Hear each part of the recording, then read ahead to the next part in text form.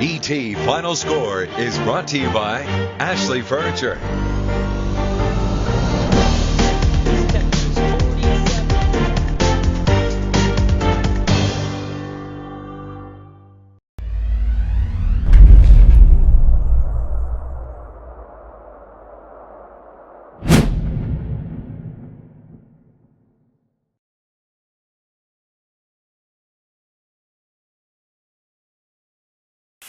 Stewart, hi, it's Mandy Patinkin. How are you? I'm doing fine, Mandy. How about yourself? I'm great. Thanks for doing this for us. Oh, absolutely. Thank you. I really appreciate you taking the time out of your schedule. I know that you're really busy with Homeland, so any minute to spare is a valuable one, I'm sure. Well, same for us. It's we only do it to make sure that people come and listen to it, so any help we get, we're greatly appreciative of. Well, I can't imagine anybody who wouldn't want to. I mean, this just sounds like a marvelous show.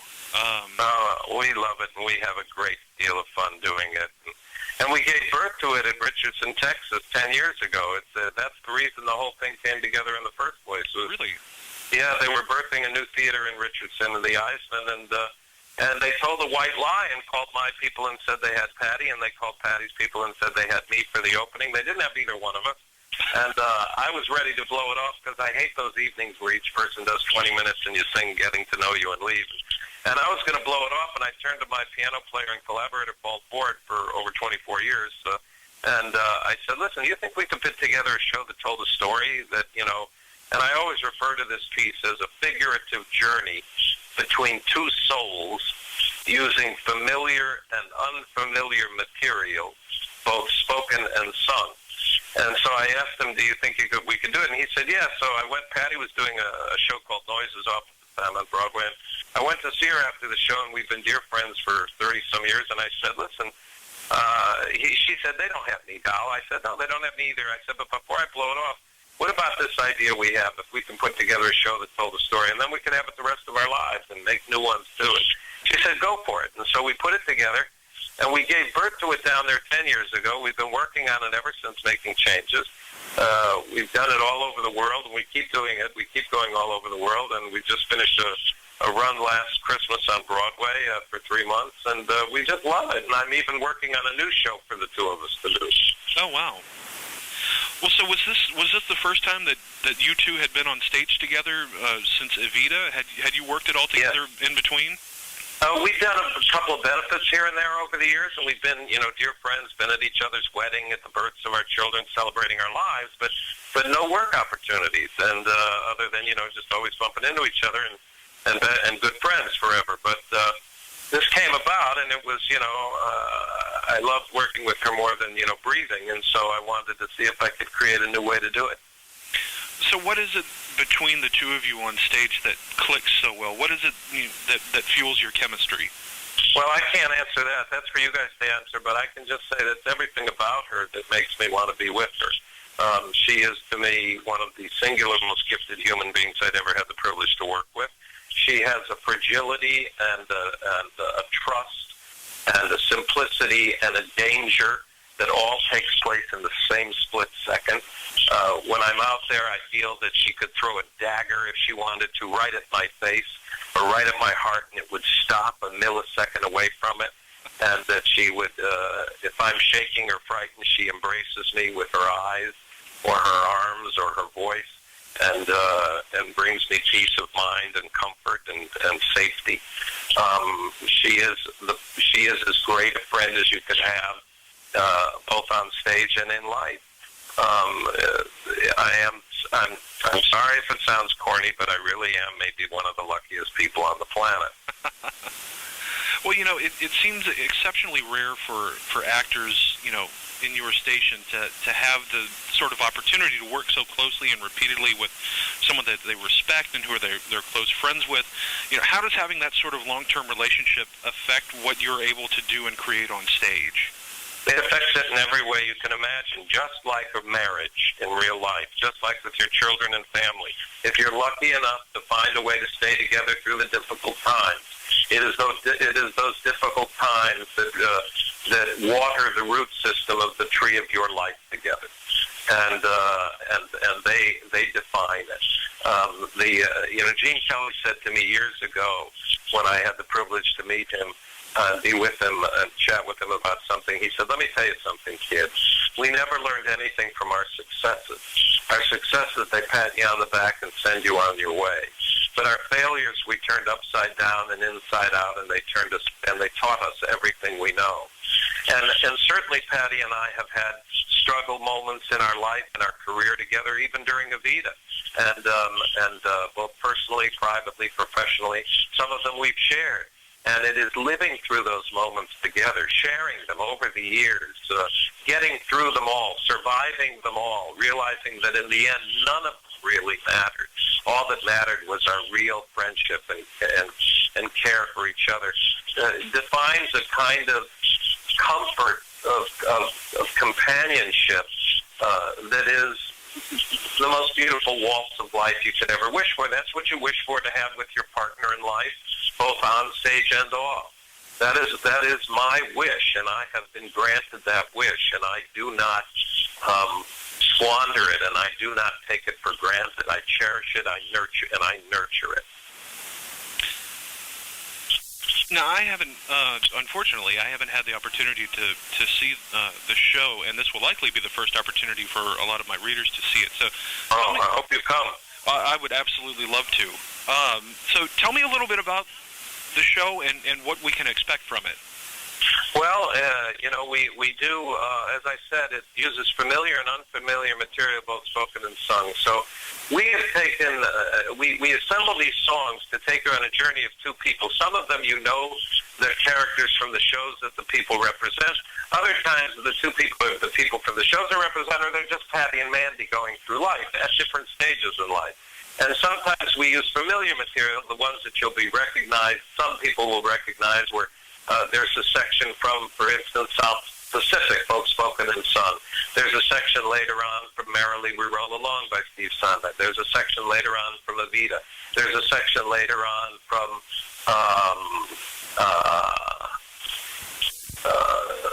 Carousel. And the Carousel section is probably the singular most beautiful scene. We do the entire bench scene from Carousel that was ever written for the musical theater, without a doubt. And it was written for 20-some-year-olds, so it has a very timeless quality, in my opinion. I'm going to be 60 years old in November, and yet I think that scene was written for me and Patti and myself this morning, because it's a scene about two people trying to be together and trying not to walk away from true love in the most beautiful, profound way that these geniuses wrote down, and we get to be the mailman and woman who deliver the mail that these guys have left behind. So it is at the end of the day just a balls-out entertainment, but we try to also take you on a heartfelt journey within the entertaining vaudevillian aspect of our evening. It sounds like in some ways it's reflective of both your friendship and your careers. I mean, was that sort of your intent when developing this show, to kind of to be somewhat of a mirror of what you two have accomplished both together, personally and professionally? Without a doubt, I think it's safe to say, I can only speak for myself, but I think Patti would agree, but you'd have to ask her that at this point in life, the material we choose to do, we really wanted to speak to our experience of life. What we've known, what we've tasted, what we've wished for, or what we hope the future to be like. It is a piece filled with hope and optimism for ourselves and for the world at large, written by people who were filled with hope and optimism, people like Richard Rodgers and Oscar Hammerstein, people like Stephen Sondheim and Irving Berlin and Yip Harburg and all of these extraordinary writers. And so you bet it is what we've lived, it is what we know, and it is what we hope for ourselves, our children, and the children of the world, of all ages. What is it like through lyric and music? What is it like having put on a show of this sort, with a friend for so long? I mean, do you guys even have to rehearse at this point? Well, what we do is I take hikes every day. I have about 10 hours of material that I have to keep reviewing both new material and old that I do in my concerts. You know, the Patti Mandy show, as I refer to it, is one of the shows I do. I also do a lot of solo shows. I'm doing a new show with a man named Nathan Gunn that I'm creating called The Last Two People on Earth, an apocalyptic vaudeville. And I do a concert evening with Nathan Gunn, the opera singer. So I have over 10 hours of material I have to keep reviewing, and then my other solo shows, as does Patti. So I don't know how she reviews it, but I review it by taking hikes. I'm a big hiker in the woods or in the city, wherever I am. I take a 1.5, 2 hour hike every day, and I sing, you know, about two concerts full. You know, so I sing for about 2 to 3 hours every day while I'm walking, go over the words and everything. And then when I'm free and in New York, I meet with my piano player, Paul Ford, usually to work on new material or new projects, but we inevitably will run through the more tricky moments of any given concert that we're going to attend to. But when it comes to the Patti Mandy show, we've been doing it for, you know, so long that pretty much we take our time either in the gym or on a walk on a trail and just go over it ourselves, and then we're right there. We never forget, you know, and even if we do forget something, we have great fun with it. Yeah. You know, it was really interesting because most of my exposure to your work has been through either television or film, so it was really interesting to me to find out that you have such an extensive and varied background in live theater. Do you consider theater your first love when it comes to acting? Without a doubt. What is it that you know that has drawn you so much to it that gives you that preference over, you know, filmed acting? It's the immediacy and the presence of the audience. I never go to the theater, whether it be to do a play or a concert, without watching the news right before I leave my home or the hotel room. Because the events of the world that day, whether it be a presidential election or a tsunami or the cure for cancer or 9/11 or, you know, the Olympics or whatever extraordinary things are happening in the world at that moment, you know, many of these songs are classics, and a classic is usually something that has such simplicity to it that it's able to reflect on so many aspects of life. So that's the gift that people like William Shakespeare and Stephen Sondheim and Oscar Hammerstein and Yip Harburg all have embodied. And so, you know, that's... I forgot the question. I'm sorry. I've been rambling. That's okay. You know, just your preference for live. Oh, yeah. And so it's the theater because that's what you asked me. So there's nothing like the live theater because in front of a movie camera, you know, making TV and movies is the same process. So the audience isn't there. It's an editing and director's medium. So you certainly give everything you can to the camera, the crew, and your fellow actor. But the temperature of the performance changes also drastically with the temperature of that audience. The way they listen, the silence, the attention, a laugh, you know, anything, a shock. Their energy in the room informs that given performance as much as everything else. And it is, you know, if it's a Patti Mandy show, it's Patti Mandy and everyone else in that audience. It's not just two people on stage. If there's 2,000 people in the house, it's a show between 2,000 and 2 people. And and make that, you know, one more, add Paul Ford, our piano player, and our bass player, because it all, you know, we all feed off each other. Yeah. And you do that in front of a camera, too. You're certainly with other human beings, an actor, the crew, the guy holding the camera, the focus puller. But it's a different animal. You know, it's apples and oranges. They really are very different worlds. At the end of the day, the goal is the same as far as I'm concerned, which is to connect. To tell the truth and connect and to be alive. And I really think that an audience comes to see a performance or a film or a television show or a concert or a work of art to feel the life in it. Because at the end of the day, I think what we all want is to just be alive. Absolutely. Well, so I'm curious to get your thoughts then. You know, obviously the Broadway musical is still going strong, but do you think there's a hope for the revival of the cinematic musical? Yes, it's happening. The movie musical Chicago was a great success. They're making a musical movie of Steve Sondheim and James LaPine's Into the Woods, and I'm sure they're making one of Les Mis, which is coming out. So I'll bet they'll musicalize the new Tony Award-winning musical of Once, which is an adaptation of the movie, but it's also very different at the same time. And I wouldn't be surprised if they remade the original movie with the, adapted musical. Well, that would be really interesting because it really would be, because it's fascinating to see how very different it is. I'd love to be able to see the stage version. The original film. Oh, you must come. Come to New York. It's a great excuse. Just come and see it. It really is. It's really worth the ticket. Well, it's been years. Hey, I'm overdue for a visit. It's been several years since I've been. So yeah, get those people who you write for to say. Can I transfer you over to my boss so that you can? You can. You tell them. We'll do an interview about Homeland. You come. And we'll take a walk on the river, only if you get to go to 2 or 3 shows. That sounds like it would be the most amazing trip I could ask for, actually. And you can blame it all on me. I'm going to ask for that in writing, actually, if you can handle that. You bet. I'll give it to you. I'll give you the interview. You got it. Do you want it in writing? I'll give it to you. I would absolutely. Oh, my gosh. I absolutely would.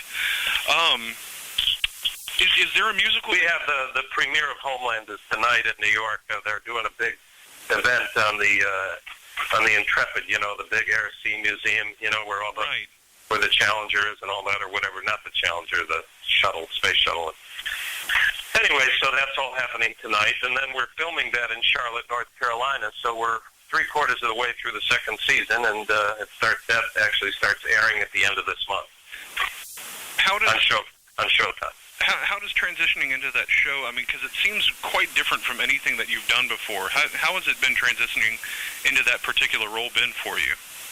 Oh, it's fine, seamless. I actually was doing a play for 1.5 years before I did that, and there were aspects of the pilot script for Homeland that reflected in my mind many aspects of